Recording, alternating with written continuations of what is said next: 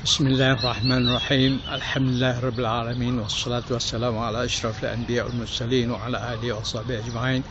Assalamualaikum warahmatullahi wabarakatuh.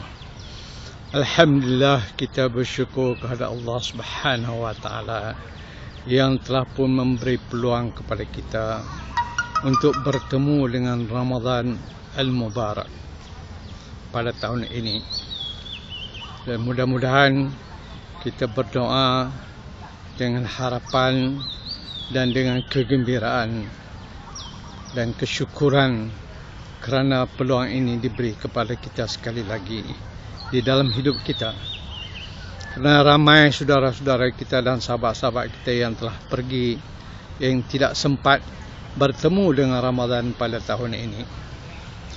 Allah Subhanahu wa taala mengizinkan kita bertemu dengan Ramadan ini kerana memberi peluang kepada kita untuk menghayati hikmah-hikmah Ramadan, untuk mentaati perintah Allah dengan berpuasa dengan cara dan peraturan yang sebaik-baiknya.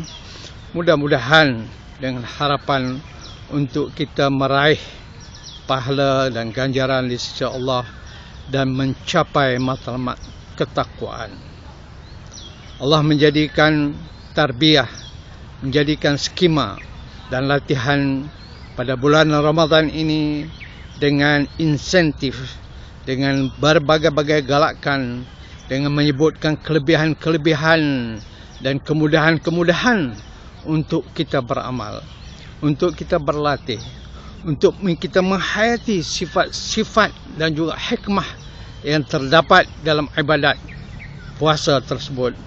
Mudah-mudahan kita bertakwa kepada Allah Subhanahu wa taala. Mudah-mudahan dengan kita menyadari betapa mereka yang tidak dapat makan, mereka yang dilanda dengan kefakiran dan kemiskinan, dengan masalah-masalah ekonomi, betapa periknya hidup mereka. Sedarlah kita bahawa dalam keadaan yang lain, bahawa kita berada di dalam keadaan yang mewah, kita berada dalam keadaan yang kesenangan. Dengan itu kita akan bersyukur kepada Allah Subhanahu wa taala. Kita akan menjadi orang yang kasihan kepada golongan yang miskin, yang papa, dan kita mendorong kita untuk membantu mereka dengan apa yang dianugerahkan oleh Allah Subhanahu wa taala kepada kita. Dan dengan tarbiyah Ramadan, di mana pada waktu ini, pada bulan inilah Al-Quran diturunkan. Sekali lagi, mudah-mudahan kita meraih hikmat tentang penurunan Al-Quran dengan pendekatan Al-Quran itu sebagai kalam Allah, sebagai satu panduan untuk kita baca, untuk kita fahami, untuk kita tadabbur, untuk kita menghayati dan mentaati perintah-perintahnya. Baik kita sebagai orang biasa maupun kita sebagai pemimpin ataupun apa sahaja peranan kita di atas muka bumi ini, kita cuba mendekati Al-Quran itu seperti mana yang Allah kehendaki, iaitu Al-Quran adalah hidayat, Al-Quran itulah petunjuk, Al-Quran itulah bimbingan supaya kita hidup di atas muka bumi ini dengan mencapai kebahagiaan hasanah dan untuk persediaan kita menghadapi Allah Subhanahu wa taala melalui alam barzah dan alam akhirat nanti selamat.